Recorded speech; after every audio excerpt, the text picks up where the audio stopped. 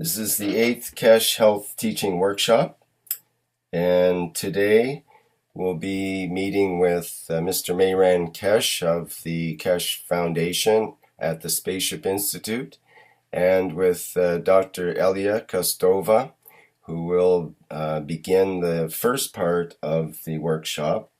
And part one will be called The Structure of Bone Marrow. And Elia will guide us through the structure of the bone marrow with various pictures and descriptions. And then that'll be followed by Mr. Keshe, who will describe the relationship between the functions of the bone and the bone marrow and the heart. And in part 3, there'll be questions answered and so on. Okay, so let me carry on here and do the opening pictures. There you see the 8th workshop. Okay, so let's go over to Dr. E.Kostova, and she can introduce the structure of the bone marrow. Elia, are you there? Yeah, hello everybody. It's nice to be with you in the 8th workshop of the Health Teaching of Keshe Foundation. And the beginning, I just want to start with one introduction of my speaking, that I want to thank you for everyone which was supporting me to organize the health section of the Keshe Foundation. First, I want to thank to Mr. Keshe, like establishment person of the Keshe Foundation and all the departments of the Keshe Foundation. Then I want to thank with all the technical support guys, Rick, Vince, Amarok, and other guys around the world who did a lot of work to support me to organize all the documents, all the videos, and all the beautiful representations what you hear every Friday about the health department and about the knowledge what Mr. Cage wants to give us like a gift and like gift not only for the scientific population of the world, but for all humanity. So thank you very much. And I'm so grateful to be with you all around the world, and really wish, it is my big wish and hope, to work together and to arise the knowledge in the planet Earth. Thank you very much. So I follow with my speaking about the structure of the bone. Yeah, thank you, sir. I follow with the lecture about the structure of bone marrow and relationship of the function of bone marrow, and what is the relation with heart. The first of all, we have to know that our bone marrow situated in the middle of our long bones. If you remember for the first workshop, what is the structure of the bone? We have a spongy part and we have a compact part. Inside of the spongy part, we have in our adult age the red bone marrow. And inside of the compact part, we have mostly yellow bone marrow.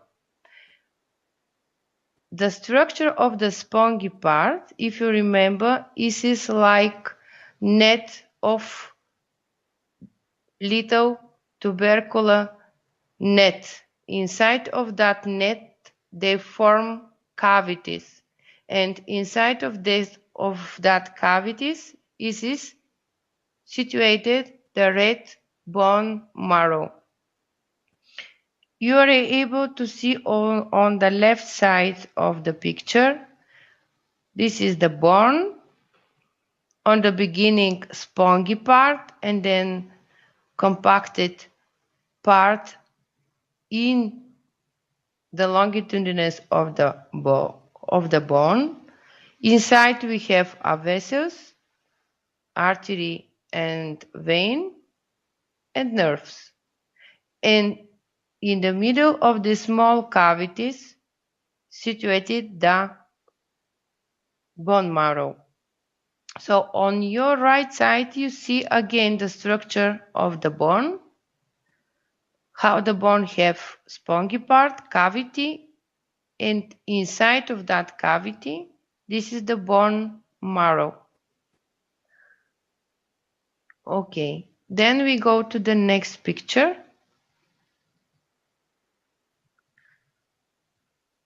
So the bone marrow is so flexible tissue inside of our bones. We have red and yellow bone marrow. The red one in that picture is visible for you, that is in periphery, and the yellow bone marrow is inside, like a nucleus. Bone marrow produce approximately 500 billion blood cells every day. Every day you have new 500 billion blood cells. That blood cells, they support your circulation and your lymphatic system. What mean the bone marrow related with circulation and with your immune system. When we born, from the beginning, we have only red bone marrow.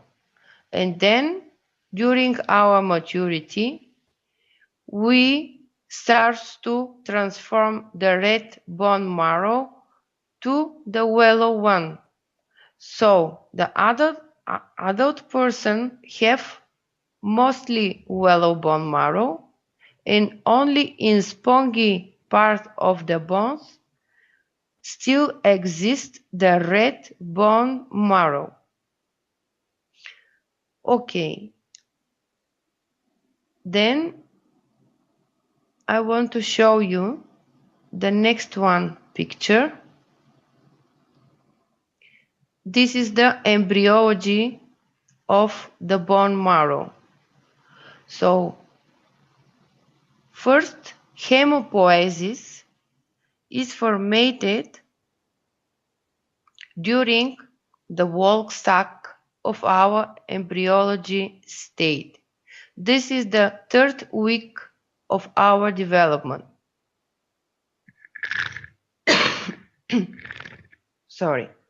And then, when we reach the 6th week, we start to produce the blood cells also inside of liver and spleen up to the 7th month. And then we have producing of the blood cells in liver, spleen, and bone marrow. On that stage, we already have a red bone marrow and yellow one bone marrow. So in red bone marrow, we produce a blood cells. In yellow, we produce a fat cells. If you remember of the previous talk of Mr. Keshe, how he explained the meaning of the fat cells and how the fat cells related with emotional part of brain. Just keep that in mind. Okay, then we go to the next slide. Next slide give you how start the hemopoiesis. Hemopoiesis start with one main stem cell. That main stem cell we call pluripotential. It's because have a lot of functions inside of that stem cells. That is the mother cells. We start from one, then that one divert to the two main cells. These two main cells is for myeloid order and for lymphoid order. From myeloid order we get all the cells what we call erythrocytes and granulocytes, and from lymphoid order we get all the lymphocytes. Actually, the bone marrow produces erythrocytes, granulocytes, monocytes, platelets, and B lymphocytes. Supply stem cells for lymphocyte production in thymus and spleen and store iron. In bone marrow, we get only B lymphocytes. Thymus convert the main stem cells to the T lymphocytes. So again, in function of the circulation, we see that the thymus is converter of the function of the cells. Is the same how we spoke in the previous workshop that thymus is the conversion of the plasma packages. In nature, you see again the same function of the thymus. So, I just want to remember you again. Bone marrow produce the cells, supply stem cells to the lymph nodes and thymus and convert to the mature T lymphocytes and store iron. Thymus is the central lymphoid organ where bone marrow derived precursor cells differentiate into immunologically completed T lymphocytes. I repeat again, thymus have conversion function. Lymph nodes produce lymphocytes and plasma cells, also produce mature antibodies. Spleen produce lymphocytes and plasma cells, synthesize antibodies. In spleen, we have metabolic state of erythrocytes and thrombocytes. It means these two types of cells, they convert and store in sinuses in spleen. So spleen is like depot state for erythrocytes and also the dead place for them. And also other function of the spleen is to store iron. Just put in your mind what is the place where we store iron. So first one is bone marrow, second spleen. Okay. Liver. Liver store vitamin B12, folic acid, and iron. If you remember from talk of Mr. Keshe, what is the main component of B12? This is the cobalt. And this is the third part where we store iron. Also liver produce coagulation factor, albumin, and globulins. They are components of our plasma. This is the serum of our blood. Then in liver, we get erythropoietin factor. This is the growth factor of erythrocytes. And liver have a system of support of coagulation of our blood. Stomach in intestines, they are also involved of hemopoiesis like a support place. They produce important intrinsic factor, and that intrinsic factor support absorption of B12. It's mean of cobalt. Absorption of the B12 and folic acid happen also through intestines.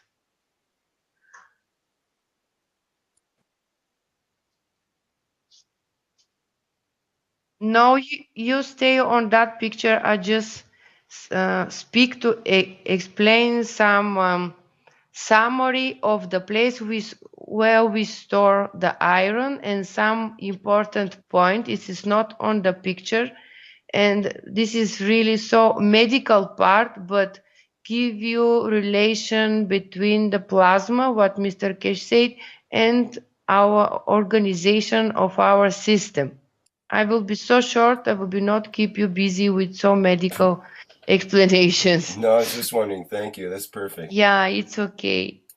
Okay, kidney, they are also involved in hemopoiesis like support place, and they produce the growing factor of the bone marrow, especially of erythrocytes order and thrombocytes order.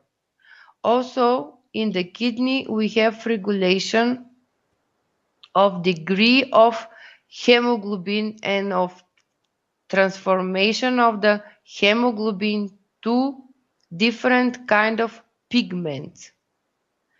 Also, we have mononuclear system. We call that reticuloendothelium system. This is so huge one supportive system of our body for our immunity. That is major phagocyte system of the body for cellular defense against microbial infection, and in that system various blood cells get destroyed.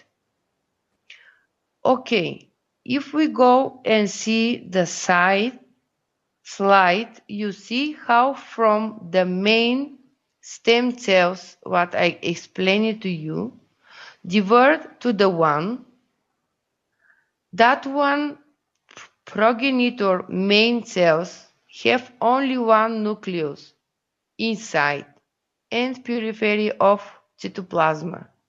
If you remember what Mr. Keshe explained, how it's made it, the picture of reactor, we have inside a water and outside the gans of Cu2. So we have a nucleus with one GAN state, and the periphery is GANs with from other state. Then that cells divert to the main orders, lymphoid and myeloid order. And then we get it, the differentiation of myeloid order to neutrophils, basophils, monocytes, platelets, and red cells. From lymphoid order, we get it, the B lymphocytes and T lymphocytes. But T lymphocytes, we are in our body, they originate from thymus and lymph nodes. Okay, then we go to the next slide.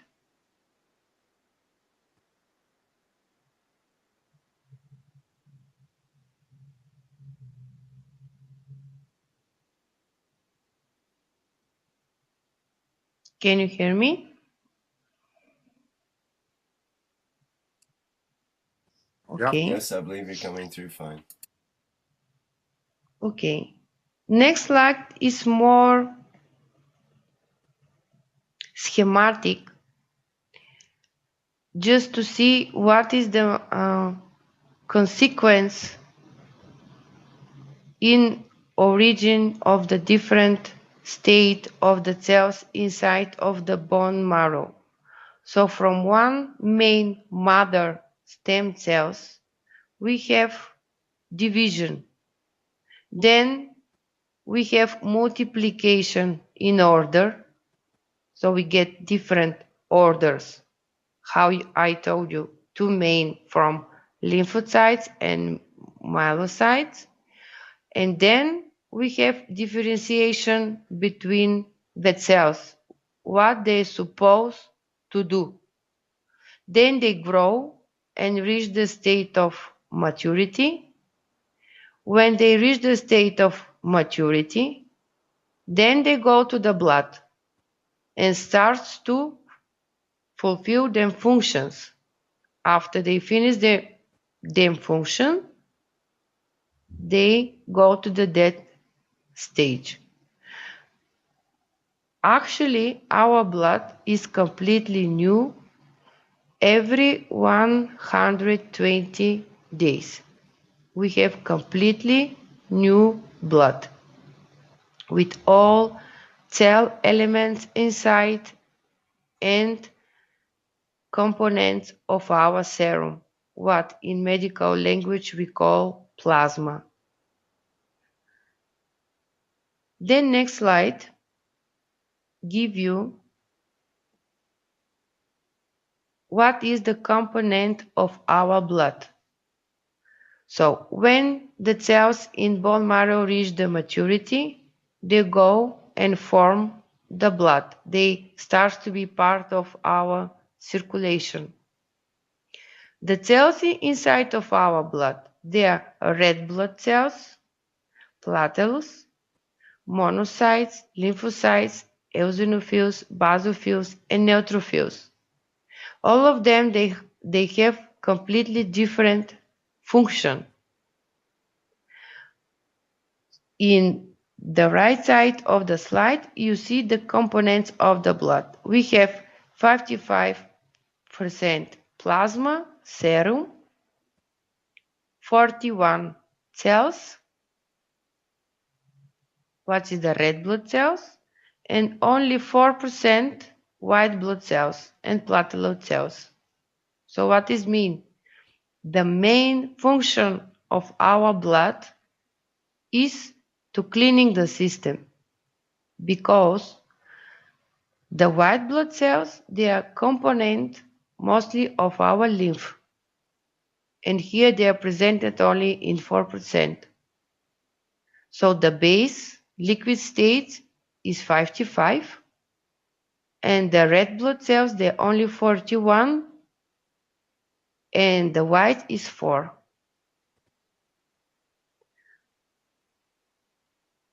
Then we go to the next slide. Next slide give you shape of the red blood cells. Red blood cells is so important to get relation between the bone marrow and heart. And how you see the red blood cells, they have so specific shape, and in the middle they have concavity. Inside of that center of the red blood cells is situated hemoglobin. Hemoglobin have 4 branches with different functions and components, but main part of all the hemoglobin is element iron. It is inside of hemoglobin. This is the main structure around each 4 part of the hemoglobin, just organized in space. If you compare with chlorophyll in plants, the structure is the same, just the main element inside is magnesium. And actually, when we take chlorophyll from plants, like supplement, magnesium have ability to transform to iron, and actually we get from the plant's blood. In the right side of the slide, you see how you are able to make 3D model of erythrocyte and looks like a spaceship. And it's important is that central concavity of that cell. And the next slide, you see what is the function. So the function of hemoglobin is to take oxygen from pulmonary alveoli through circulatory system to give it to the body tissue.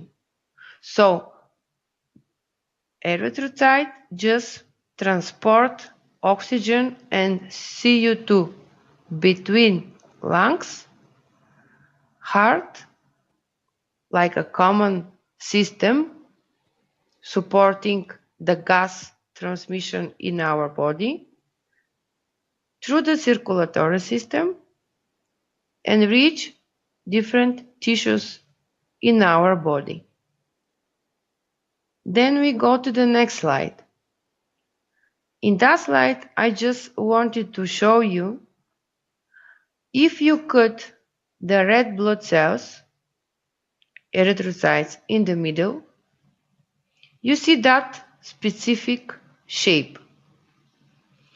Inside of the erythrocyte, you have measurement like X, Y, X, and Z, so similar from the star formation. And if you compare with the position of our lung in the chest area, it is like left part is like a left lung and the right part is like a right lung. And we have space in the middle where actually in chest area is place of our heart. And here in the erythrocyte is place of hemoglobin, and in the middle of hemoglobin, iron. And the right side you see the lymphocytes. So the lymphocytes, they have specific shape.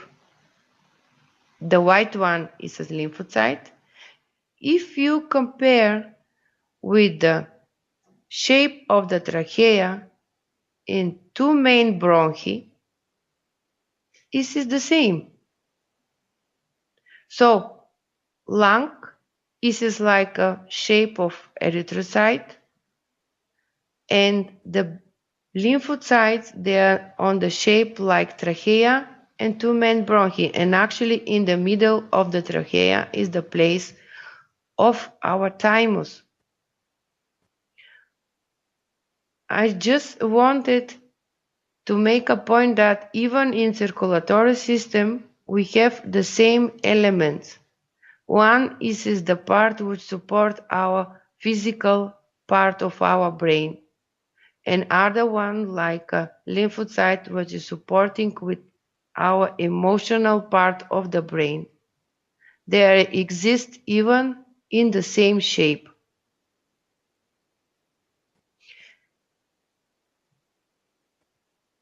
Okay, so you may see how nature represents different models, and one thing in all organization of our tissue, of our blood, even of each cell, even of the shape of each cell. So it means that kind of shapes, they are so important in organization in space, and it means they have really functional explanation especially regarding the plasma technology, why is really nature organized the things in that shape?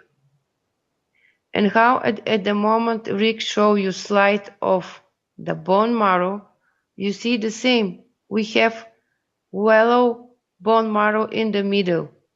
Is this emotional part? And the red marrow bone on the periphery. So this is our physical part. So again, emotional part, support, and physical part, support existence of emotional part. And that, for me, is relation between the bone marrow and heart.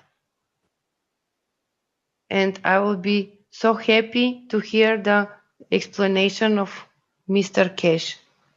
What is the big view of that relation between the heart and the bone marrow? Thank you from my side. There is one question, Elia. Yes. So can you speak about the GAN's toxicity? The GAN's what? Toxicity? Toxicity. I just cannot hear you clearly, Vince. Yes, toxicity. Yeah, the is the GAN's toxic, or the there was a question about that. Is it the GAN's to eat, or what do you mean? Can someone help me clarify? I just ask if the GAN's. There was a question, Elia, from someone who asks about the GAN's toxicity, which is the poisonousness, whether GAN's is poisonous, and whether there's any special precautions and so on for different types of GAN's. I'm not sure if this is the appropriate time to address that or not, but there you go. That's the question. Yeah, Do you okay. understand? Do you understand? Yeah. I understand, and also I hear the answer of that question in the previous workshop where someone asked about the GAN state of food, and then the Mr. Keshe said, so one food is okay for me in GAN states, but the same will be poison for you. So it's regarding of the state of being, and probably have to have to make some kind of manual how you are able to use the guns like a food, or just to prepare some kind of technology what you want to do.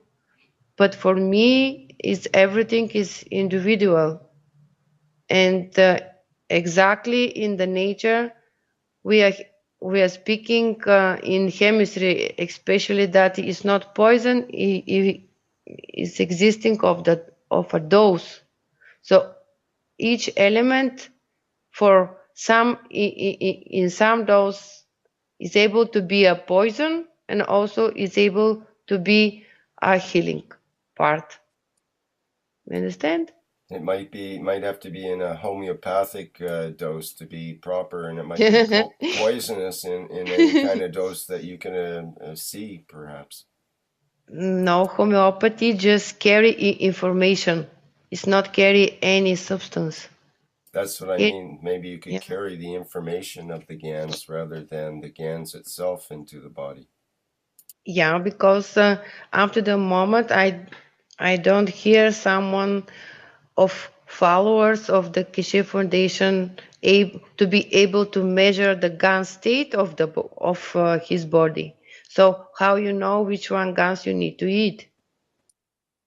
Yes, and I think generally speaking, you would have to recommend that people don't just try the GANs as an experiment, because it could very well be toxic and could hurt you or kill you, I suppose. Yeah, and also up to the moment, like technicians guys know, I collect the data from all the technician guys, what are them experience during the working with the guns.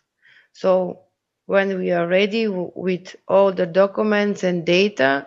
So then the Keshe Foundation will be able to make some kind of analysis manuals and to represent to the public. So after the moment, please, no one just try to use it because he feels that is the right way. Right, thank you. Welcome. Okay, should we move along to Mr. Keshe now, or do you want to answer more questions, Elia? It's no problem for me. If you have a question about the anatomically part, it's okay. I'm not sure if there are any more questions. Are there any more from your end there, Vince, or anyone else on the I topic don't see today? anything on the live stream.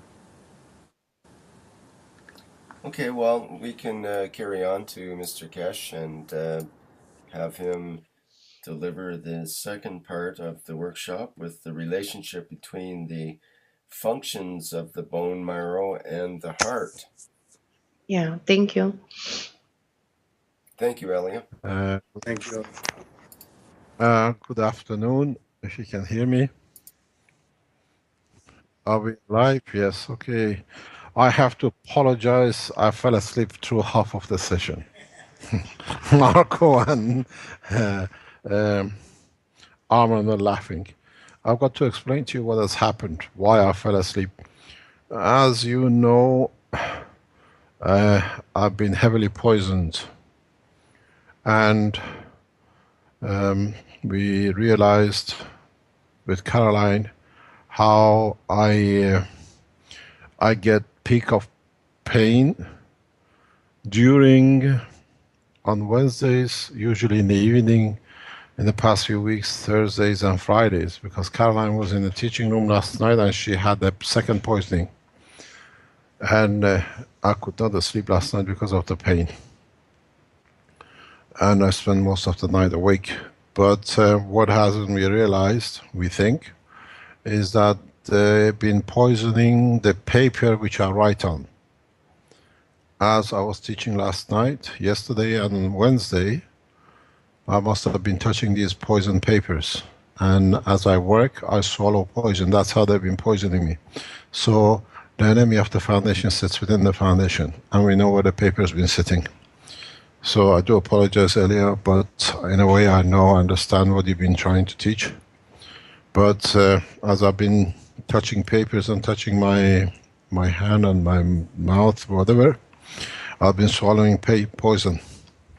So we have removed the papers, and the ones who've done it, they will not come back to the foundation. The door of the foundation is closed. They know who they are.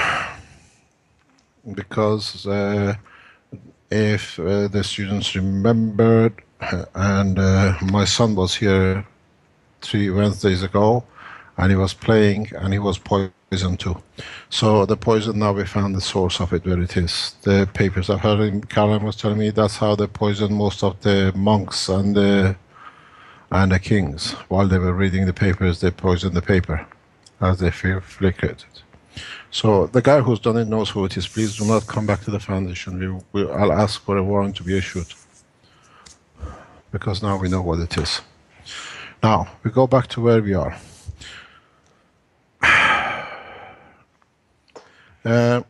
One good news or one bad news for some people, for the Bulgarians, and good news for the foundation is this is the last time, hopefully, we hear Elia from Bulgaria, as she's been joining the foundation from next Wednesday. We welcome you to the foundation as a teacher, as a master, in the way you do, and you've done your work. On the other hand, one of the things, as you know, I do not work and do not assess how things are done, and the way the plasma technology works around the body in an orderly manner is that the color of materials in the body shows the strength of the their work and what they are supposed to do and how they do things. The bone stays red, and then when it goes to yellow, and in some cases and in positions we find darker colors of it, darker different colors of yellow and a brighter color of yellow. One of the first things that, as was mentioned earlier, is that we produce 500 billion blood cells a day. If the production of red blood cells was random, then why do we produce so much random blood cells? And then why do we produce B cells and then conversion of them to T cells and the rest? Why bone marrow could not be producing one thing at a time or one entity and then just feed it through and then they convert as they come to the body? The red blood cells, so many billions of them are produced. They all have predestined information taxi destination, as I always say. So they're not all the same. You have so many different cells across the body of the man that they have continuously needed to be supplied on a continuous basis, and this is why you need so many red blood cells. You cannot deliver energy, let's say, to the nail of the toe or just the nerve under it where the nail is produced and come back next week and feed it again. So every single blood cell which is produced, even though it looks the same, but it's got its destination written on it. Where it's going to go, what it's going to do, how much energy it's going to carry. In conjunction with the blood, then, as it was explained, how the bone marrow goes to the T cells to become B cells, it goes to Thymus.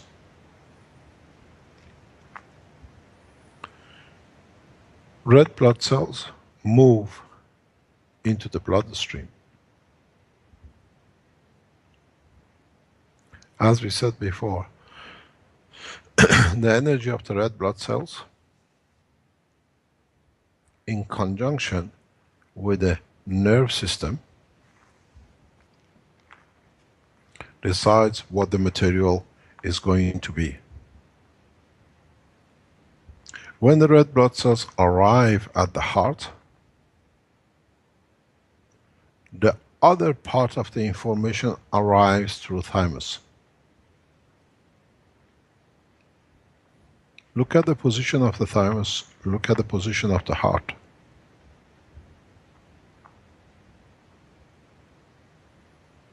As I said, 20% of the information is neuro, 80% is through gravitational magnetic field. The car arrives, and at the point of the Thymus, the destination and the number of passengers are decided according to the magnetic field which is come. Don't forget that the immune system which is coming from the bone marrow to Thymus is coming from the same place where the red blood cell came. So they are in tuned. They are of the same gravitational magnetic field, the strength, common denominator. So the immune system in Thymus, when the blood arrives to the heart, it gets its passengers and destination coded in.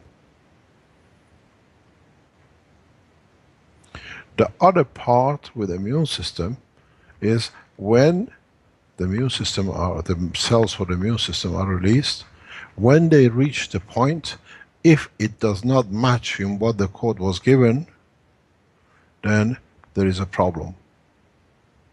Then there is an infection. Then there is a need for density change.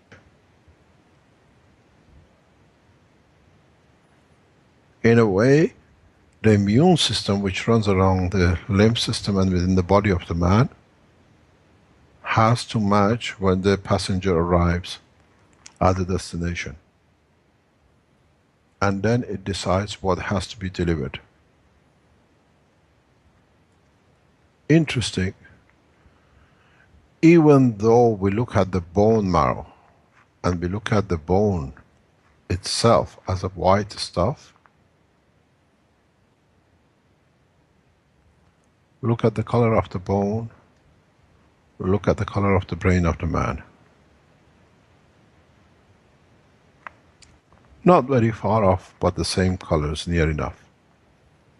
Because the bone itself as a structure is controlled and stated is a state of, and what colors and shapes is going to be and what cavity is going to produce by the brain itself. So now you can bring whole integrated system together. Brain decides the cavities, the nano layers within the bone for what it needs for the support of the red blood cell. It produces the red blood cell and then it controls it that it goes to the right place.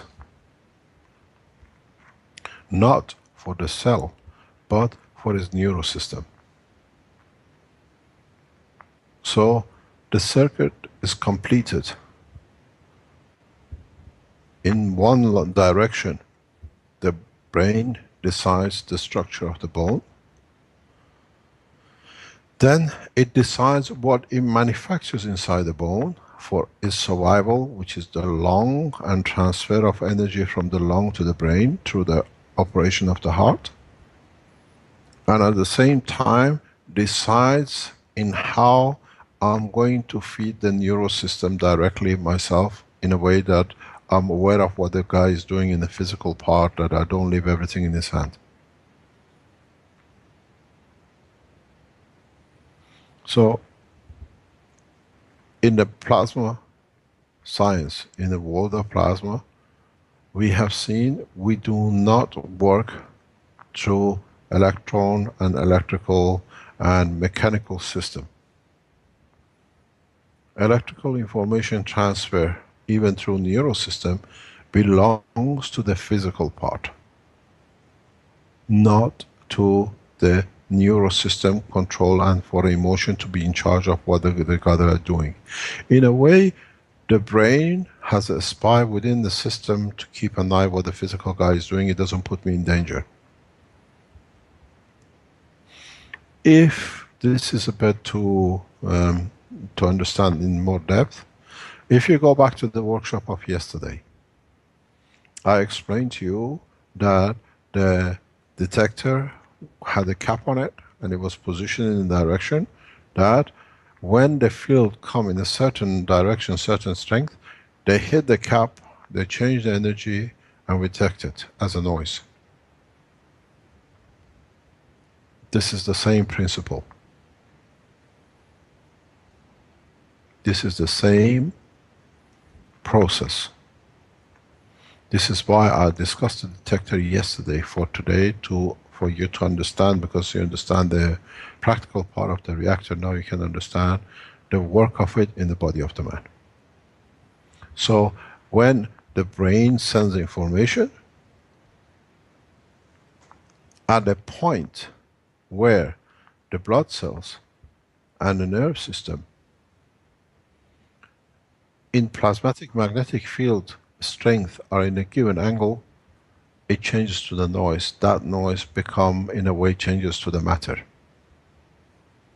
And now for the first time you can understand how every part of your body is decided by the brain and the production of the bone marrow.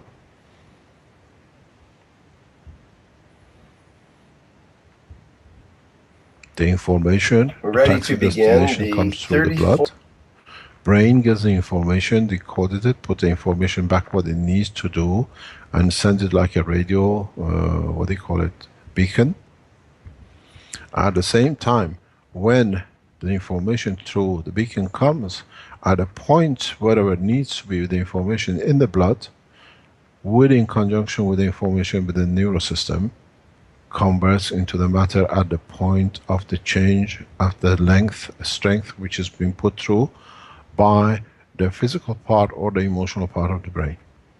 This is the conversion of the plasma into matter.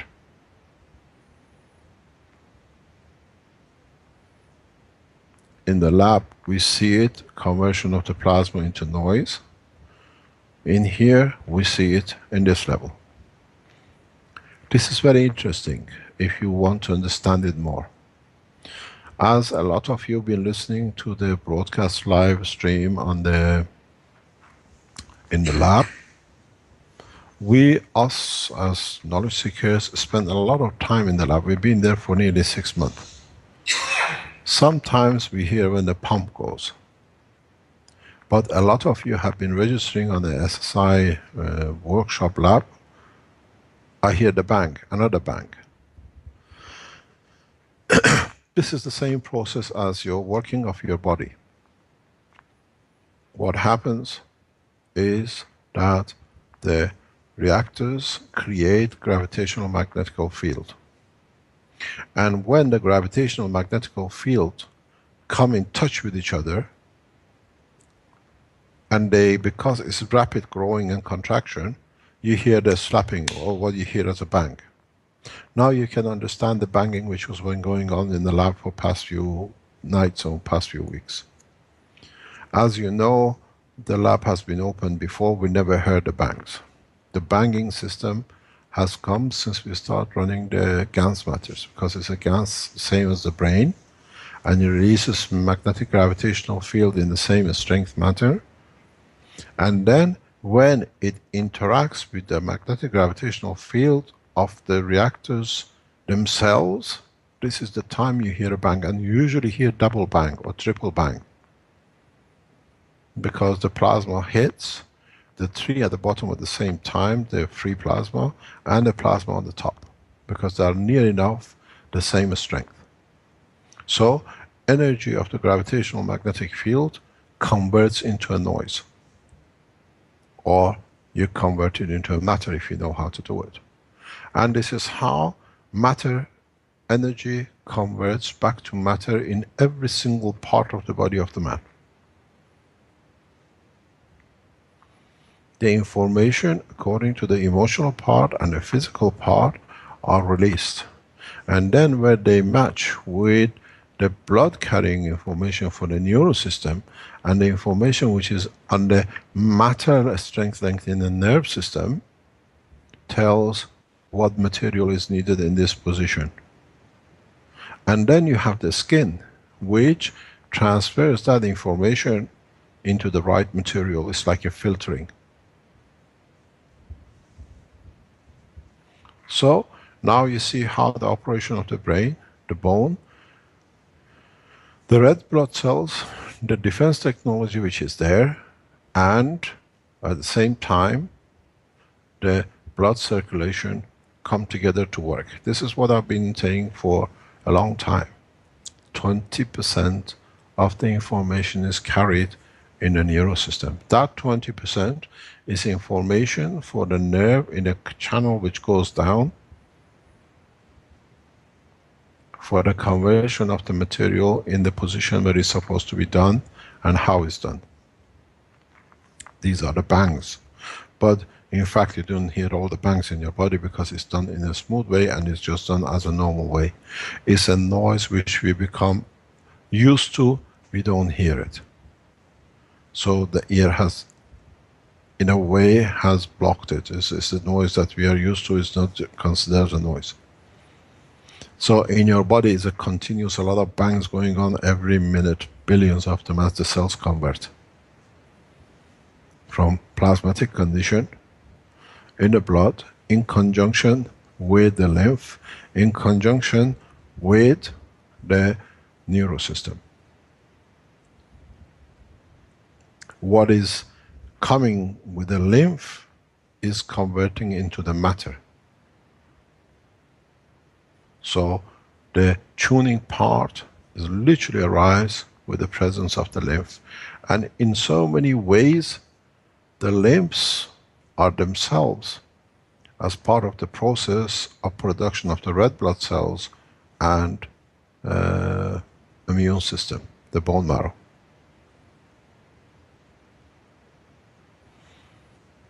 Don't forget two main factors. If you go back to when we talked about the bone and the bone marrow, all the immune systems, all the lymph, anything which comes out of the bone marrow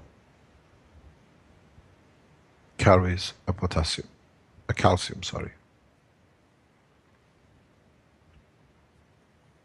Because it's washed in. Then that information which is carried as a calcium plays an important part in production of the tissue muscles.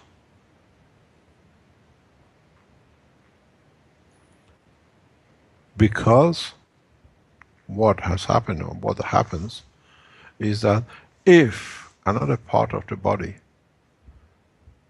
mistakes or make a change in the phosphor which is in the bone marrow which comes up, then you'll find a deposition of the calcium within the fibers of the tissue of the body of the man in the muscles. This is a very complicated situation. When we come to the parathyroid glands and glands, as I've spoken before, I explain more. But now you see, in reality, the body, the brain, the emotional part can live in a very simple way with the operation of the heart and the bone. The rest is conversion.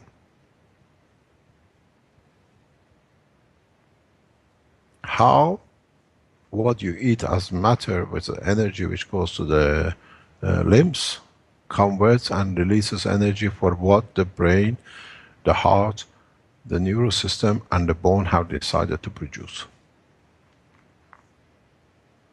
At the same time, because it's the brain which produces the structure, controls the structure of the bone, it keeps it as a memory and it puts it in your DNA, what you call your DNA. Your DNA is produced in your bone marrow. The coding, the physical part of it is done in the bone marrow, and then at the same time the information is received to put it in a structure by the emotional part and the physical part of the brain.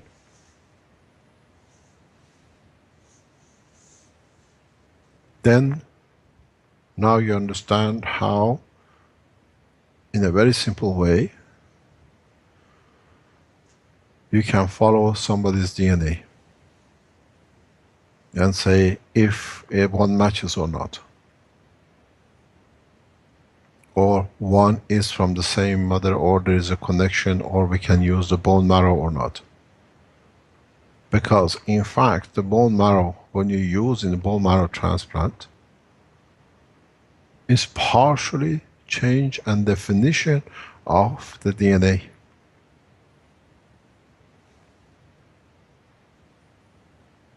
If the information on RNA is similar, the physical part matches, because physical part follows the master, which is the emotional part which sits in the RNA. In the future, as we go deeper, I'll explain to you that at the moment, the doctors will have a major breakthrough in their hand if they understand they don't need to look for bone marrow everywhere to find one. If husband and wife are emotionally close, very close as one, even they come from different part of the world, the bone marrow will match.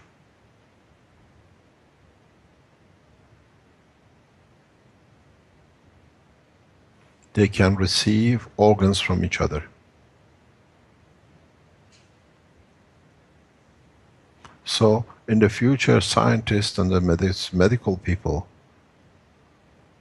if you can make one to be close, not to be in love, understand emotionally close,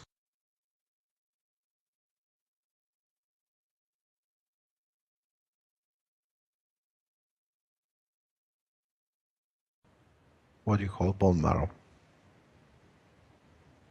Because again, the human beings are looking for the physical part. They don't understand the physical part is controlled through the emotional part.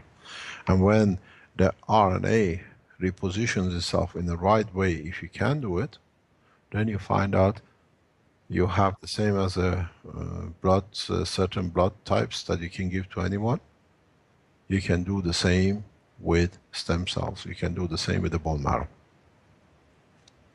So there is no need for a loss of life just because they cannot find matching organ.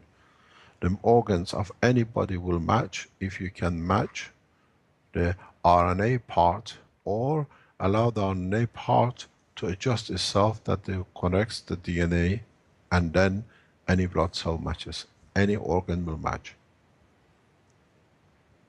So it's not just running and looking at the bone and a heart. It's understanding, as I explained in the part with the heart, why the heart has 4 chambers. One chamber is responsible for circulation of the blood to go out, one to bring it back, one is for the limbs, and one is for the immune system. And if in any part, any of these don't function properly, then you see the diseases.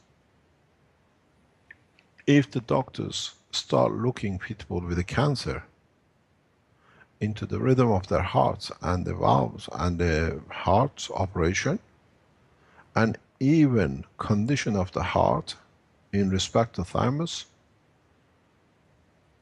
then you find out cancers become a memory of the past.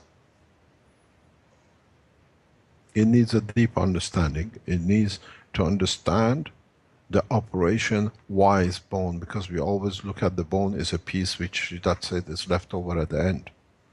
But in fact, the bone is beginning of the life, the structure, the operation, and the control of the whole human race, human body, or any animal on this planet. A bone is as important as the brain itself because it's part of the brain, is planned, designed, executed by the brain, emotional, in conjunction with the physical part.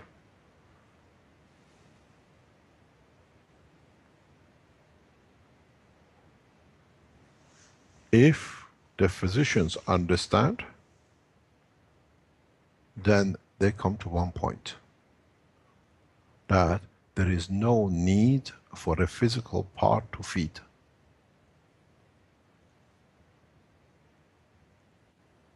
I explained this yesterday to the knowledge seekers.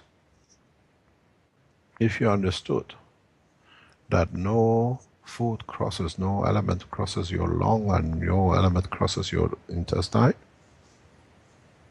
I can give you the energy and change the plasmatic. When we talk about energy, we're talking gravitational magnetic field. I can give you a gravitational magnetic plasma, twist it slightly in a different orientation or a speed or the strength. Would you like to feel as you're having a banana? Even taste and smell the banana. But in fact, there is no need for the mouth to open to digest the food.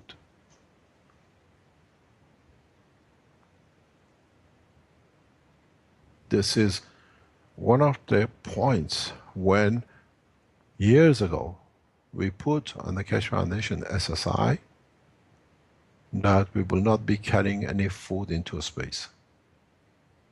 Because if At that time, we would have explained this, people would have laughed their head off. But now that you've developed the knowledge and you understand more and more, and you've seen the work of the GANs and the plasma, which is a free plasma, then you understand how easy this shall be. Then raises one big question mark. Is there a need for physical part now that you can feed that way? Then that goes into the ethics. The man has to decide.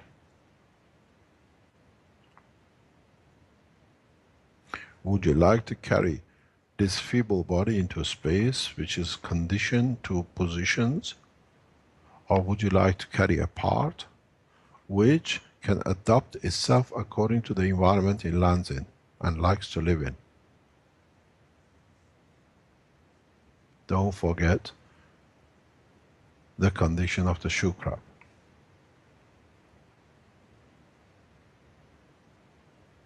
So, in so many ways, when you look at the operation of a heart, its position in respect to lung, its position in respect to thymus, should have given you a very good indication that the bone is part of the brain structure and is part of the emotional part of the brain, because it decides, I have to be in charge, and the only thing is I need food, and now I've given the instruction to the body. When I finish, the body can do what it likes, but I support it. Because red blood cells go deliver their energy mainly in the operation just for the nerve system and for the brain. So, in a very simple way, again, we open another door in the world of science. And the ones who understand, listen to these tapes in the future, these talks, then they understand the depth of what I've just explained. We have just touched the surface of the knowledge. If you look at the structure, for example, of the bone, and if the doctors by habit take a scan of a bone at the time of birth, or a scan of the cavities of the nanolayers and literally detail map it, they'll find out that how different diseases come by change of the structure in the nanolayers or the layers internally in the bone. And if you can restructure it, you can produce the same material all the time. So, in a long term, man should never die in the physical matter as we've seen it. Most of the diseases will be eradicated because you can change, or you can allow the bone to be reset or reproduce it in conjunction, or allow a change in the environment of the blood cell when it comes out to be at its constant condition. So a man can live for thousands of years because you adjust everything through the upper structure, as Elia keeps on talking about the spongy. The life of the man depends on the spongy part. The spongy part is the cavities of different magnetic gravitational field strength, which decides what is filtered and what energy will be carried by the red blood cells and by the lymphs and by everything else. Because, do not forget, the lymphs themselves have their origin sitting in the bone. Next time, when you're sitting on the table and you finish with a cooked bone of a chicken or a lamb, look into the structure, and then you understand the mystery of the creation. What you dismissed as a piece of bone and few holes in it, That's the essence control mechanism of the creation, life of the man on this planet or anywhere else. You've seen it. If you squeeze your nano layer, it releases energy. Now, this spongy, it keeps on getting the heartbeat. It keeps on getting contracted and expanded. So it's releasing its energy. And that energy decides how much goes into what when it leaves the bone and what it becomes. The spongy part of the bone is the fundamental connection control system of the whole human life. And it's so easily dismissed because just look at this, just some pieces of bone happen to be there. Every shape, every size, every dimension is controlled, planned, designed, executed by the brain itself. Nothing is coincidental. Otherwise, why don't you have 4 horns and 20 legs? It's accidental, it can happen.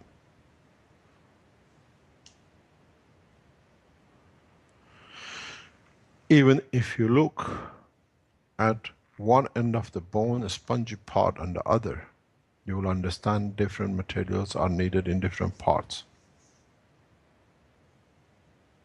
So all cannot be done in one place. Then you understand why your ribs have a spongy strength structure.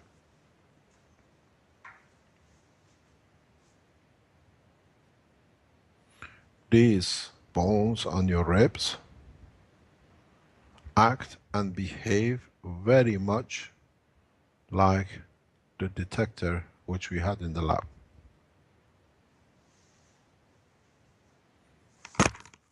They show the limitation of the magnetic gravitational field which comes from the physical and emotional part of the brain, what it has to be done in that cavity. Why do you have a bigger bones on the top and a very smaller as you go down? And it doesn't stop, it carries on all the way over your stomach. Partially it's for protection, but in reality, the backbone can hold. Because all these bones, the shape, the color, the material they put in their environment, and the field which they absorb coming in the magnetic gravitational field from the physical emotional part, decides a lot of things.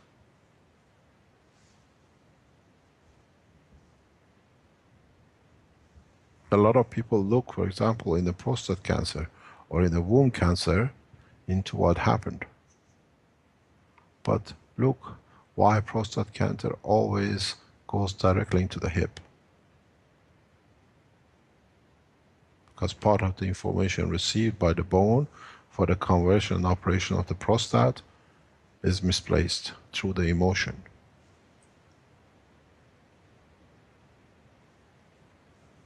It's not the way all as has been taught. It's most of the time is the other way around.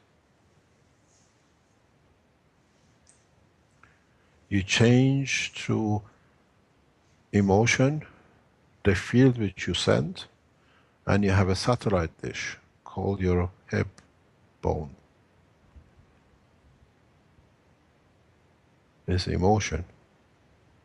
So it creates a different environment in that core, in that center, and affects that emotion, affects continuously the prostate or the womb or the ovaries. So the bone structure is not just for manufacture, at the same time the bone structure is for reflection of what is made itself to be back on it through the emotional part. Any questions?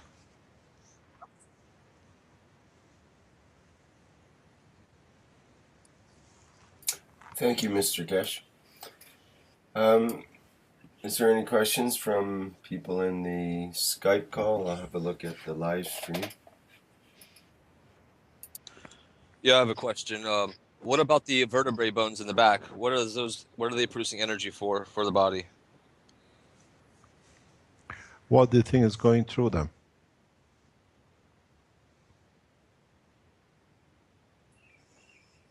Lymph. What else? I guess neural information. I think you answered yourself. Okay.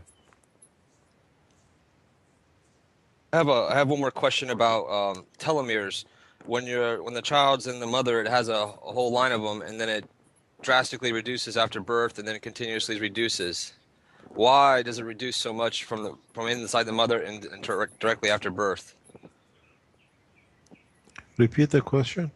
The telomeres, the lengths of them, they shorten as we get older.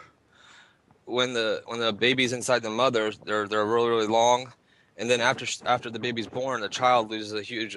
They shorten drastically, and then they slowly shorten over the rest of your life. So why are they shortened so much from the birthing process? This is the condition we have accepted to be in. That is an environmental condition because we adjust ourselves to.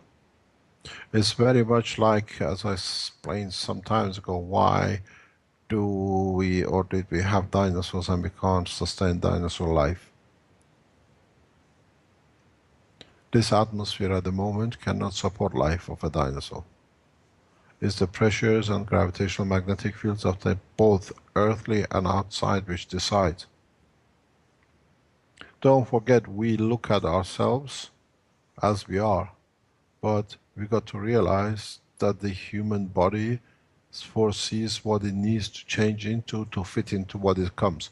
Because it's not just that we are walking on this planet. Continuously our emotional and physical part is receiving information from this planet too. From its central core, as the gravitational magnetic field changes, strengthens, and from its environment outside it, from the environment of the plasma of the solar system. There are changes which explain to us there is a lot of changes in human race continuously. There is even, in the coming time I'll show you something in the human structure. Even in the human structure, if you look at some of the MRIs, you realize some of us as human being, or a structure of human being, we are getting ready to get rid of certain parts of our body as we know the time has come to leave this planet. I look at a lot of MRIs of the brain and the bones with different diseases, and I see it, it's very clear.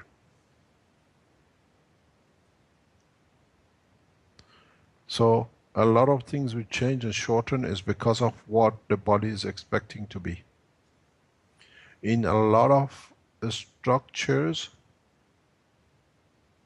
because I so many data I look at, it shows that man is getting ready to live on the cave, become a caveman again. If the earth condition stays as it is. We were walking with Arwen a couple of days ago in the park. And there were, as you all know, there were a heap of soil near the footpath. And a few months ago, 2-3 months ago, the same heap were right on the top of the path, which is on top of the hill. I asked him, do you know what this is, what it is? We had one of the wettest environments in Italy this year. So the mole knew it's going to get drowned, so he went right on top of the hill, on top of the ramp, to make sure if the water comes, I'll survive.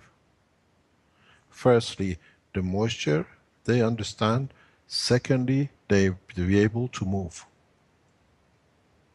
And now it's come to the bottom of the hill. It means it's going to be a very cold and dry winter. because in this environment he can live. At the moment, his internal system tells him he has to be at the bottom to have the soft ground to be able to dig to find the worms. Our body is the same. It receives the information from the earth and from its environment of what is there. And some of us, we respond to it. Some of the bone structures are changing when you look at the MRIs.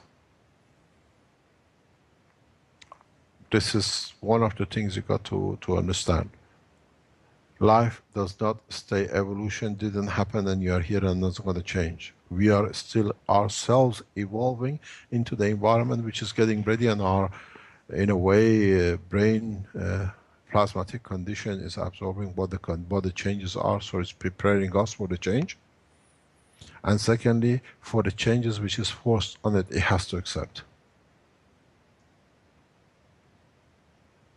So as you see the bone changing or extending, and some people becoming very tall and the others short, or we find different conditions where we could not accept certain kind of food, now we can eat it, is all because we are part of the evolution. Evolution hasn't changed to come to us. And evolution comes according to what the environment dictates on the bone, and then it dictates on the brain, emotional and physical part. The whole human race, if you look, I can show it to you in MRI, is getting ready for a huge disaster. It's in the brain, you see it in the structure. The emotional part is packing in a different shape and formality. Very much like when you look at the MRI of a MS patient and a ALS patient and somebody who has a normal body but a cancer with different brain structure. The human body, our emotional part, is aware of what's happening above us, around us, and is getting ready for it. I look at something like maybe 200-300 MRIs a year from different diseases. And then you analyze it. I look at MRI from the bones. And then you start analyzing, you start seeing. If you look at the MRIs from 10 years ago, and look at the MRIs from now, some people bring it for you. Oh, I had some X-ray taken, or I have an MRI with me today. And then you look at the structure, you see the depression which is setting in. So our body will change for it. Mr. Keshe, there is a question in the live stream that might be associated with this. There's a, let me just get it lined up again here.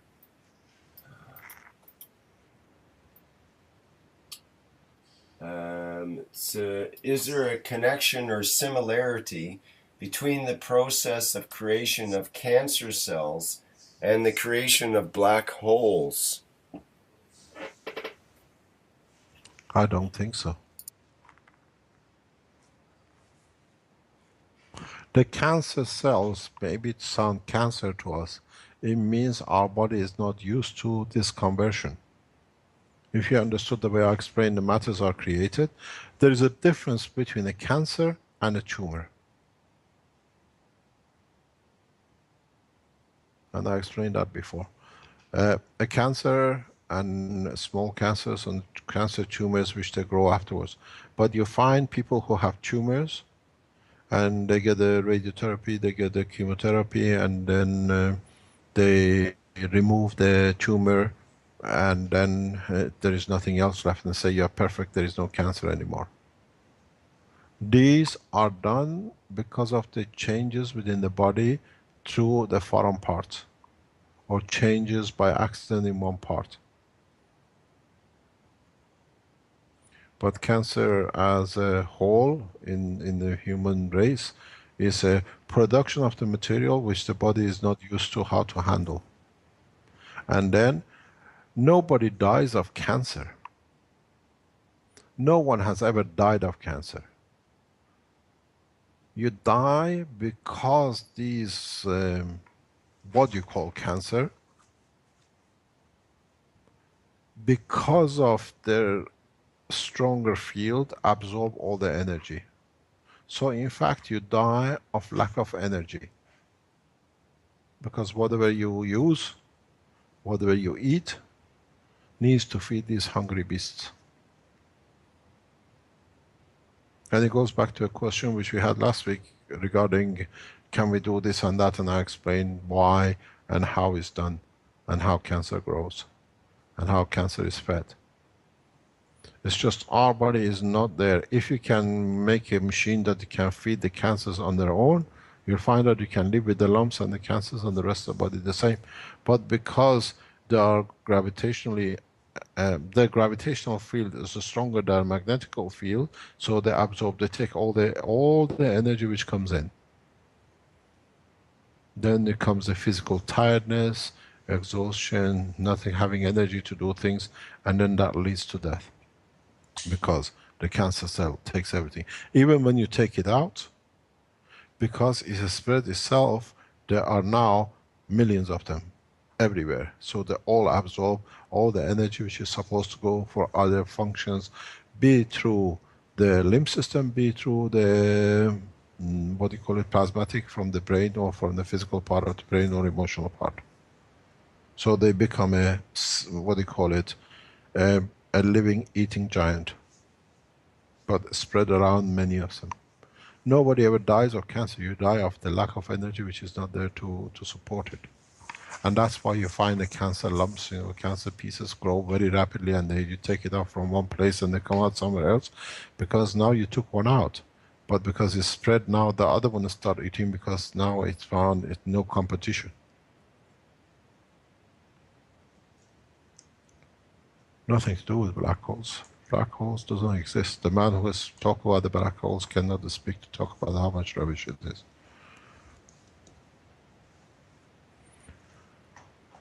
The darkness of material, it means the absorber, or the energy which we cannot see at our length, as our human race.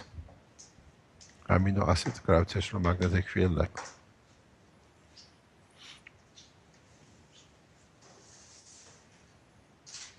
In fact, if you think about it, black should mean the essence of creation. That's where all the energy comes out of.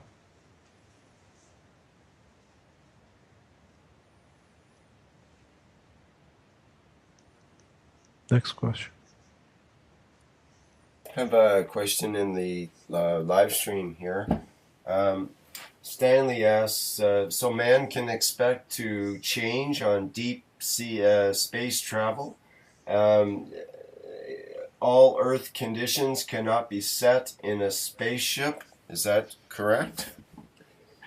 Like you've talked about 1G gravitational field could be set. Yes, but this is something we were talking with the knowledge seekers yesterday.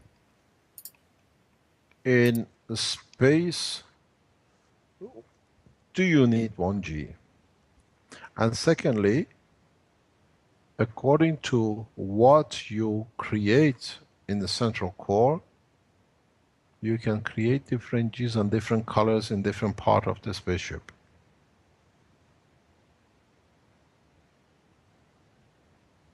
So, in so many ways, you can live a composite life according to what you need.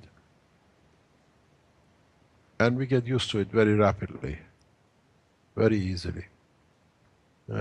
So you don't need 1G to be 1G all the time, because we think the 1G is the only way we can live. But at the same time, your gravitational magnetic field, according to the strength they release, or due to the condition of running of the cores, you will find out there are different colors within the structure, and each one carries its own gravitational magnetic field strength. That would go for the sun's rays as well. That was another part of the question. In so many ways, yeah. That's why, as I said, we were talking about it yesterday, because I took the knowledge seekers to stand on the edge of the, more or less, what we call a small hill. And I said, if you look, it's the same sun. In the evening, you see it in the red color. And during the day is bright white light.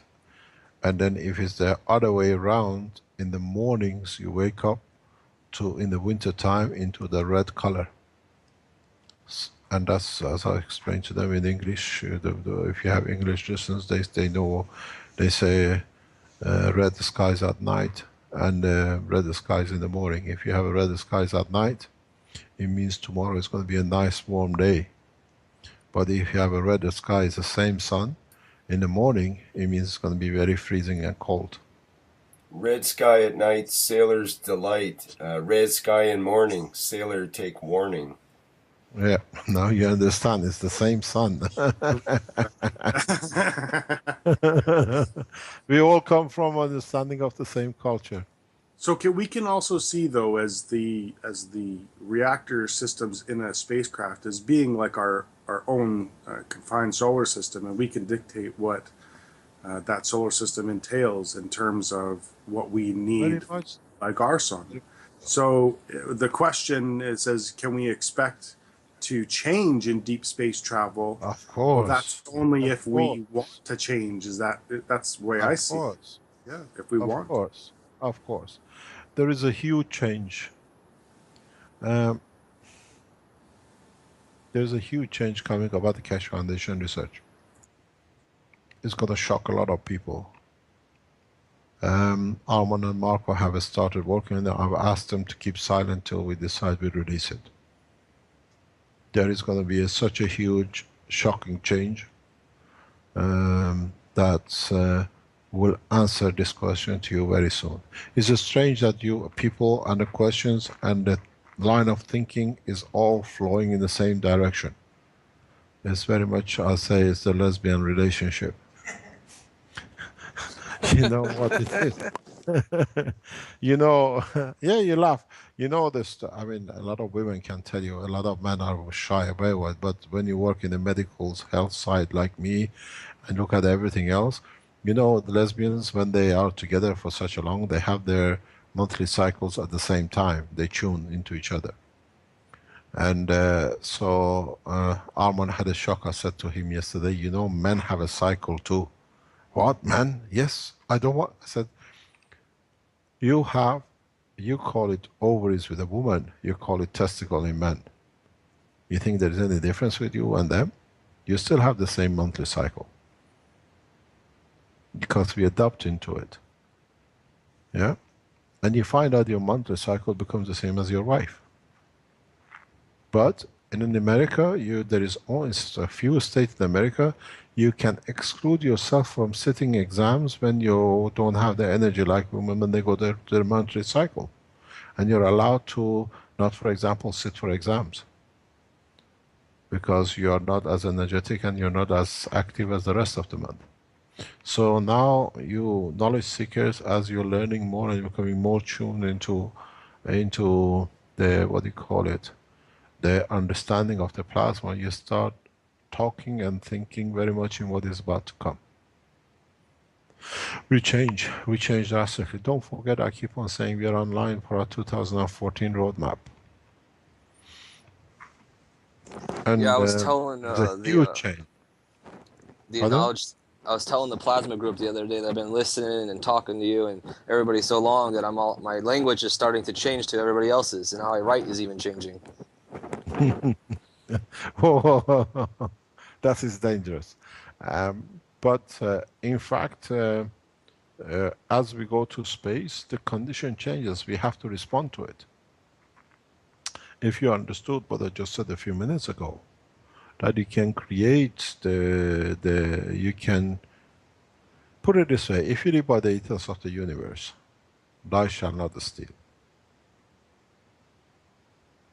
And at the same time, you take what you need, and you know you can take everything from the fields of the plasma of the reactors. Is there a need for the mouth? The mouth, we change to use it for eating and talking. When I can understand your emotion without you even before thinking you want to rob me or to give me a cuddle, do I need a mouth to shout or say I love you? If I can explain to you that I can change the taste and the smell by the energy, is there a need for a digestion amount to put things in it to digest it? We change according to the time comes. And don't forget, we are not the first one. It happens millions of times every single human day.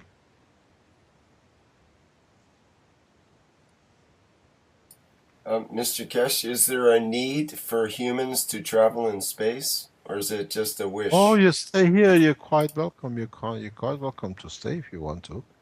Nobody takes you if you don't want to. Are there jobs in space for humans that might be useful? Mechanics. Yeah, we need mechanics. Lots of broken down spaceships on foreign planets. The only thing, yeah, dentists. The only thing we don't need is priests and rabbis, because there are no churches and no mosques. Maybe that's why they're all on Earth then. I think they will stay because it's only free pay, as I call it. It comes with accommodation and the pleasures. This is what I had few people here as, and I said this to you before. Americans with all their telescope, and we changed it, and we call, what do you call it, the big one, Hubble telescope. They haven't found a single church and they haven't found a single mosque in their space. So we join the rest in understanding the balance of the use of the energy or gravitational magnetic fields of the universe. We are astonished here in the way of our own stupidity. But if we accept we've been so stupid, then we cannot blame nobody for it except ourselves. Don't forget, Alzheimer's is one of the best cures for the man in space, if you understand what it means. You want to forget the place you left behind. Very true. This is the reality of the existence. You know, at the moment it's become very fashionable. As I explained this to you before, you understood. I think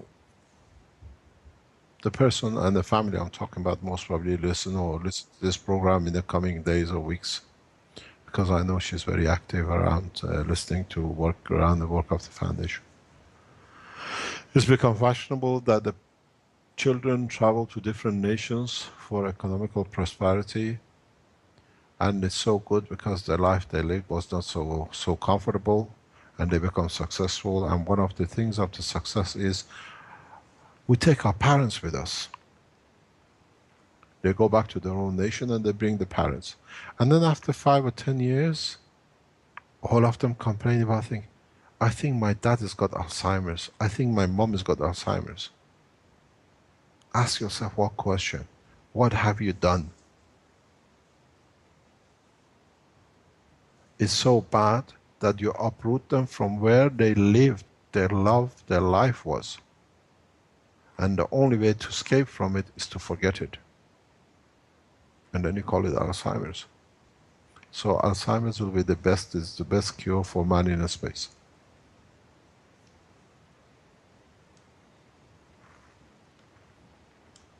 Armand is moving his feet, says I don't want to forget. Any other question?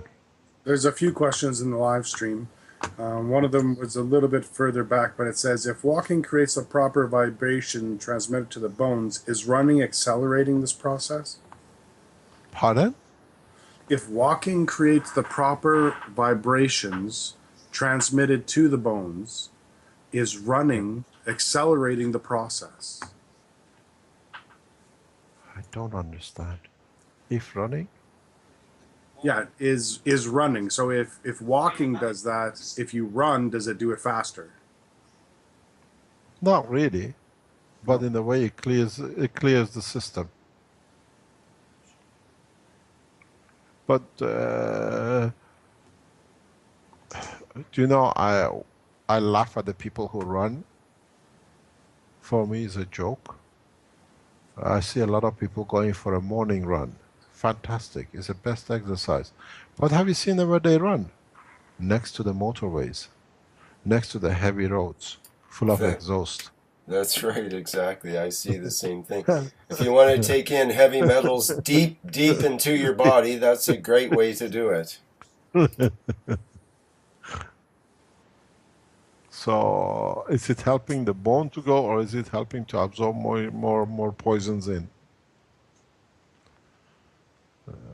But running has been part of our habit. One of the reasons we run, it goes back again to the operation of the heart. They say if you get your heart working for 5 or 10 minutes or 20 minutes, once or twice a week, with a heavy exercise or more rhythm exercise, it's good for you and for your heart. Understand the work of the bone, understand the work of the heart, then you understand what are the benefits in allowing the heart to run a bit faster for a while, every while. Because it literally sucks whatever is stuck in the bone structure much faster. It's nothing to do with, or partially, yes it does. But when you pump harder, you suck in more red blood cells, you clean up the system. You clean up the bone structure from if there is anything stuck in it.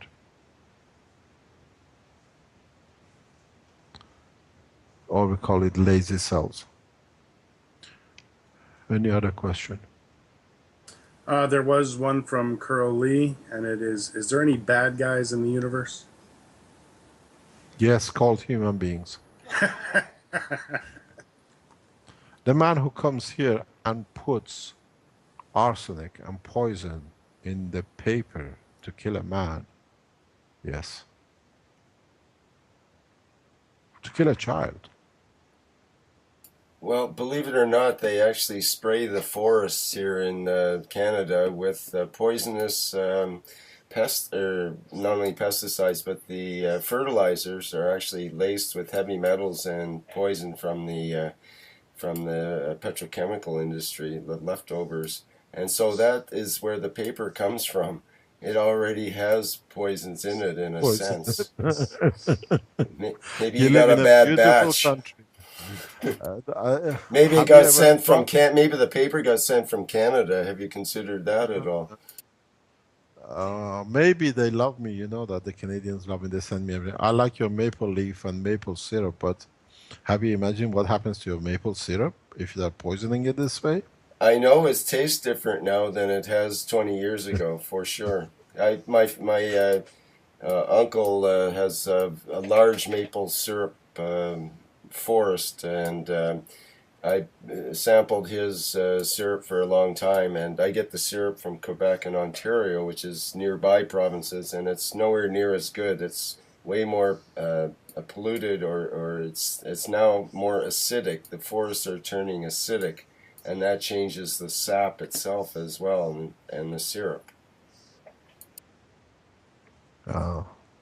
Yeah, but this is the part of the process of evolution. We change, we adapt to it. Any other question?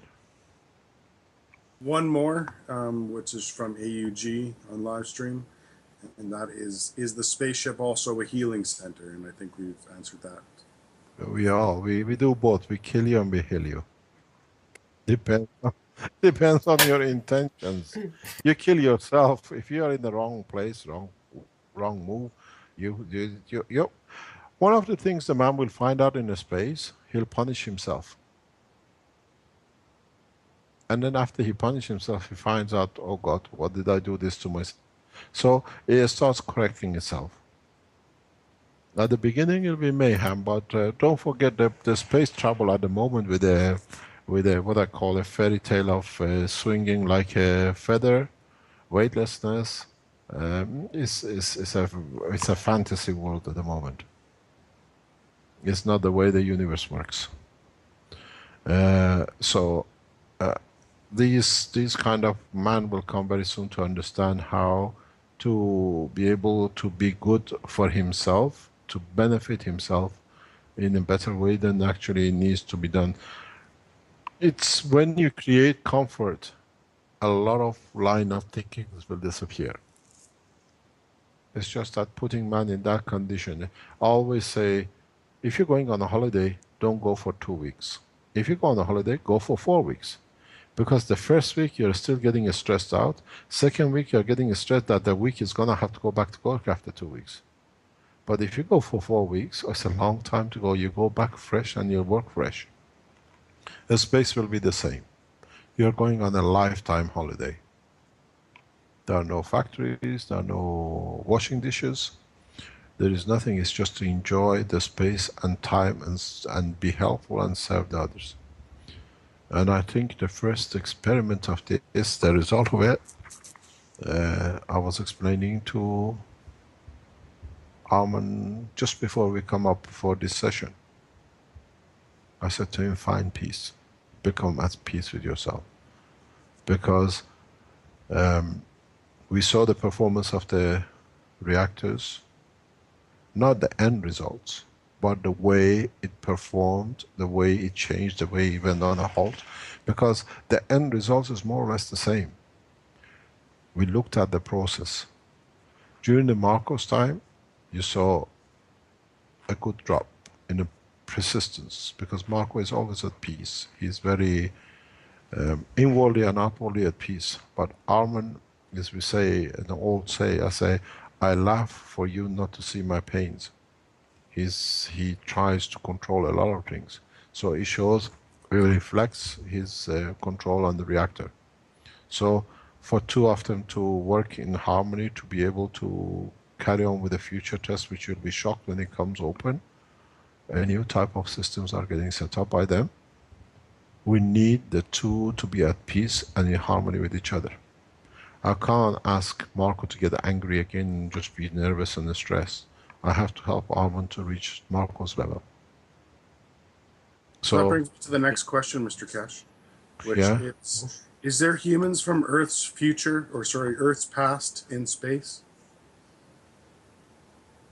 Good morning.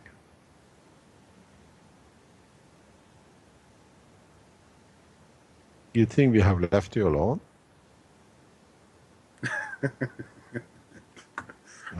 I think I answered you. Yes.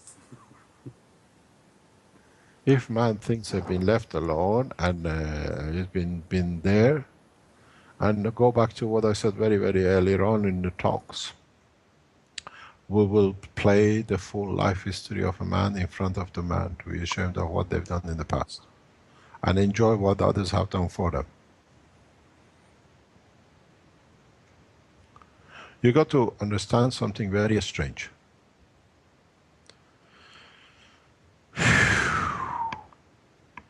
A lot of people think they do behind hidden doors, closed doors, and nobody knows. And at the end opens up and they have to stand for it, and they don't know while they are doing wrong to the others, the wrong is getting done to them themselves, and they have to live with it. We have a history now, as we can speak about as of yesterday. Yesterday in the courts in Belgium, there is a case, a girl is born to whatever by the king, ex-king of Belgium, and now she's in England, and she claims she's a daughter of the king. And she's a daughter of a banker, industrialist, very well known. And the man who raised the girl as a father, he could not believe that the wife has betrayed him in the marriage, and he's raised the child of another man.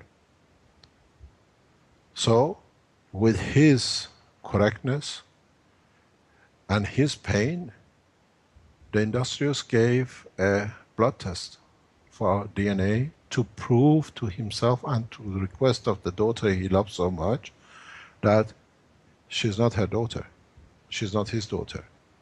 And DNA came positive. And this allowed the court in Belgium to look in the case now in different way, because now the girl claims to be the, what we call the bastard son of the daughter of the king. She's extremely talented, she's extremely beautiful, even though she's much older now. So, what has happened? This process has shown a man who loves a child so much and brought her up from nothing, allows for himself to be judged out of the love of himself, and the test has gone negative. So, this is one of the reasons, as you know, the King of Belgium, ex-King of Belgium, have abdicated 2 years ago, that if this comes up, what's going to happen? And now, by December, the judge will pass an order. And he has to give a blood test. And as you know, in other parts of the program, that's why the Belgians poisoned me, and now I explained to you why I was falling asleep, because of the poison in the paper. While you do the same wrong thing, the same wrong thing happens to you. This is going to be shocking for a lot of people, and that's why the Belgians knew one day I'll release this information. What I'm going to tell you is not for the first time. The Belgians here knew for past 3 months what I know. As you know, one of the biggest supporters of the Keshe Foundation, we have released his name, is Wim de Grave. Go back on the iMac, the company which planned all my death and all my problems. He is as one of the directors of what is called original directors of E-Capital. Go on the email on the internet and find out. He has introduced people like Derek Lorescence to me. He paid for the first licenses of the what they call patent. He said, I pay for the patents because I want to be part of it. He found the same factories and laboratories for me to do the first test. But ask, why is he him? Because iMac and E-Capital are part of the investment of the House of the King.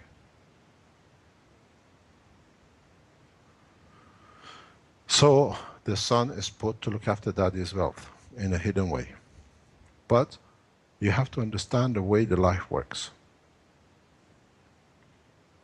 The same man he raised now supports a man who's going to end up his kingship. Because while he was playing away, making a girl who's asking and now had to be facing whatever test which is in the courts, their wife plays too. There is a huge secret which has been kept away from public.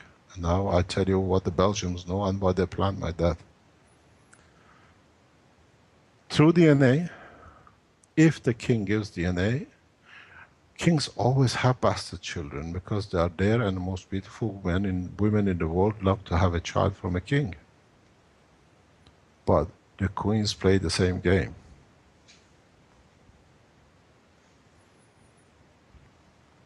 Go on the history of the Belgian present king. According to the Christian Catholic faith, children have godfathers. That if something happens to that, please look at who is the godfather of the next Queen of Belgium. Crown Prince Shah of Iran.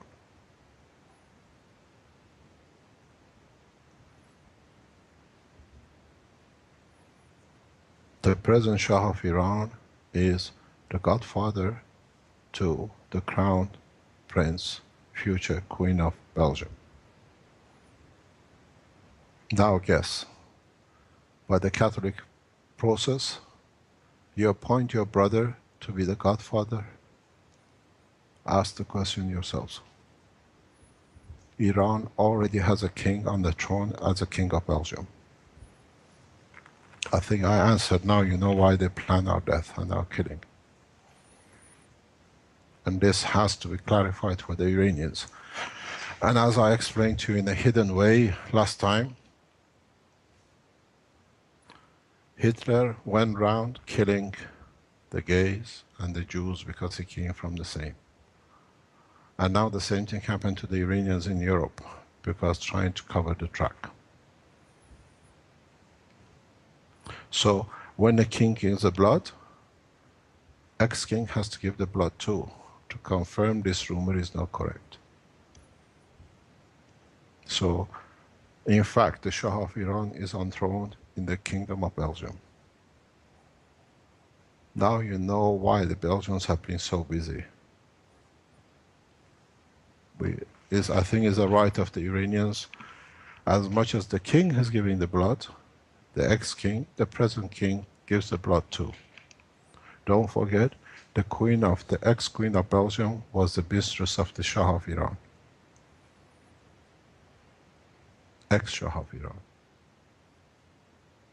And if you look in all the funerals and the weddings, Iranian royal family are always present.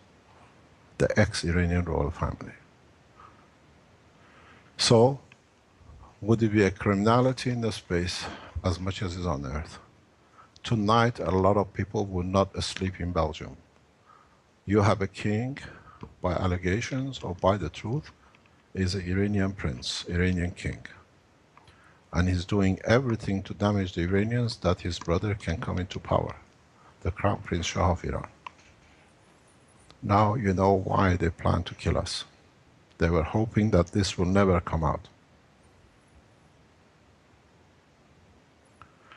Pass it on to CNN and let it pass on. They will not report it.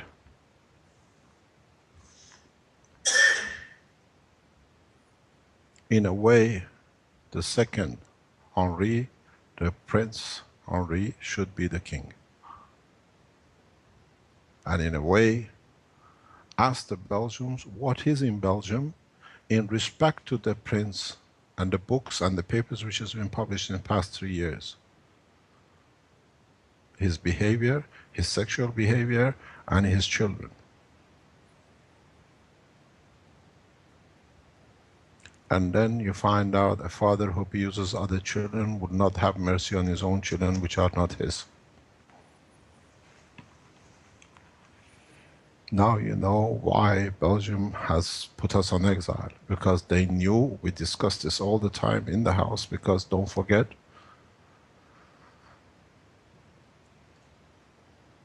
Moses was brought up in the house of the king. Even though he had a dream and he killed all the men, all the children that nobody will take over, and he brought him in his own palace. Now I would like to ask, if the judge makes a decision on blood test to be given, it has to be both the father and son, and I hope it's the same. But when you do something to somebody, the same thing is done with you too. So you come to kill me, I open the books. Now it's time for you to clear. Is the present king of Belgium Iranian king, or is it a real Belgian king? And why a Muslim king should become the godfather of the Christian Catholic next king of Belgium? It's a big question to ask and to answer. I warned you, don't play. I strip you step by step, brick by brick. You poisoned the paper to kill me and my family. Now you have to answer to your nation. Is the present king of Belgium Iranian king and is on throne and is damaging all the Iranian assets and interest and the boycotts that millions of Iranians are paying for it just to protect himself and his brother? I say yes. I'm already on exile and they already tried to kill me 3 times. Now answer. Do we have a Shah of Iran on the throne of Belgian government? And if it is so, there is no monarchy in Belgium. When the King of Belgium, Queen of Belgium came to see me 2.5 years ago, and they planned my exile, where I was writing a book in a small cafe in the mountains of Belgium, they knew whether they were playing with the fire. I released their pictures when they were sitting and asked to sit and have a coffee with me. He didn't come there by accident to be in the mountain. He came to see the man he's going to kill, how he's going to squeak. And he asked his bodyguard, can we take a picture? Because he always takes a picture of his own victims, like the pedophiles do with their own children when they rape them. They enjoy it. So the thing goes back to the court of Belgium. You send people to kill scientists, their family, and their time, I told you I die when I decide, not you. Now you have to give the blood to prove that the King of Belgium is not Iranian king. While you were making other daughters, the others were playing with your daughters. Now, is there criminality in the space? Yes. People come in undercover to do criminal activities. We will not allow any more Belgians through the doors of this gate, that they don't come and poison us.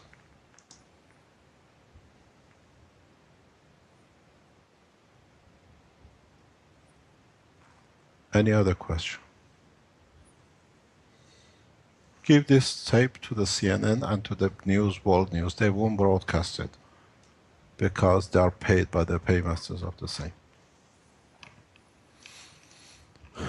Are there any other questions? I think that should be it, right, Rick? Thank you very That much. seems to end it, yep. We'll Thank talk you, later Mr. on. Keshe. Thank you very much. Next week.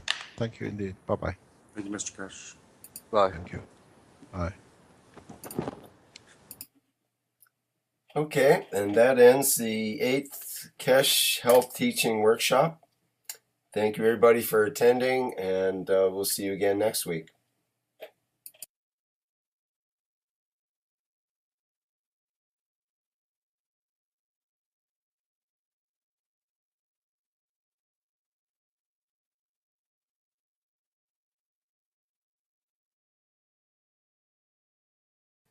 This is the 8th Keshe Health Teaching Workshop, and today we'll be meeting with Mr. Mayran Keshe of the Keshe Foundation at the Spaceship Institute, and with Dr. E.Kostova, who will begin the first part of the workshop.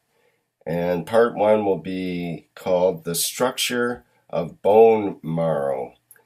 And Elia will guide us through the structure of the bone marrow with various pictures and descriptions. And then that'll be followed by Mr. Keshe, who will describe the relationship between the functions of the bone and the bone marrow and the heart. And in part 3, there'll be questions answered and so on. Okay, so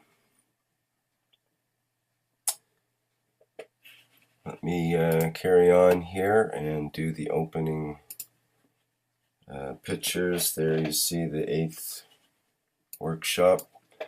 Okay, so let's go over to Dr. E.Kostova, and she can introduce the structure of the bone marrow. Elia, are you there? Yeah, hello everybody. It's nice to be with you in the 8th workshop of the Health Teaching of Keshe Foundation. And the beginning, I just want to start with one introduction of my speaking, that I want to thank you for everyone which was supporting me to organize the health section of the Keshe Foundation. First, I want to thank to Mr. Keshe, like establishment person of the Keshe Foundation and all the departments of the Keshe Foundation. Then I want to thank with all the technical support guys, Rick, Vince, Amarok, and other guys around the world who did a lot of work to support me to organize all the documents, all the videos, and all the beautiful representations what you hear every Friday about the health department and about the knowledge what Mr. Cage wants to give us like a gift and like gift not only for the scientific population of the world, but for all humanity. So thank you very much. And I'm so grateful to be with you all around the world and really wish, it is my big wish and hope to work together and to arise the knowledge in the planet Earth. Thank you very much. So I follow with my speaking about the structure Thank you very of much, the Elia. bone. Yeah, thank you, sir. I follow with the lecture about the structure of bone marrow and relationship of the function of bone marrow, and what is the relation with heart. The first of all, we have to know that our bone marrow situated in the middle of our long bones. If you remember for the first workshop, what is the structure of the bone? We have a spongy part and we have a compact part. Inside of the spongy part, we have in our adult age the red bone marrow. And inside of the compact part, we have mostly yellow bone marrow.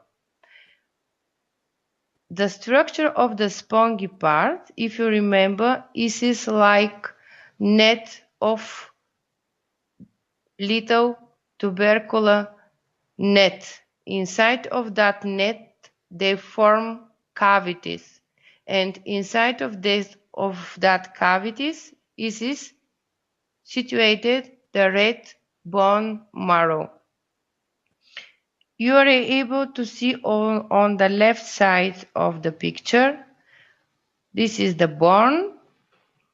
On the beginning, spongy part, and then compacted part in the longitudinous of the bone. Inside we have a vessels, artery and vein, and nerves. And in the middle of the small cavities situated the bone marrow.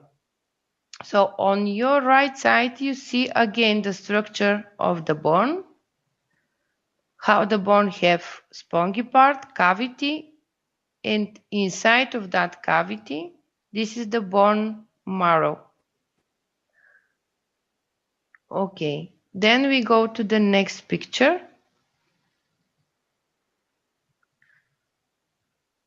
So the bone marrow is so flexible tissue inside of our bones.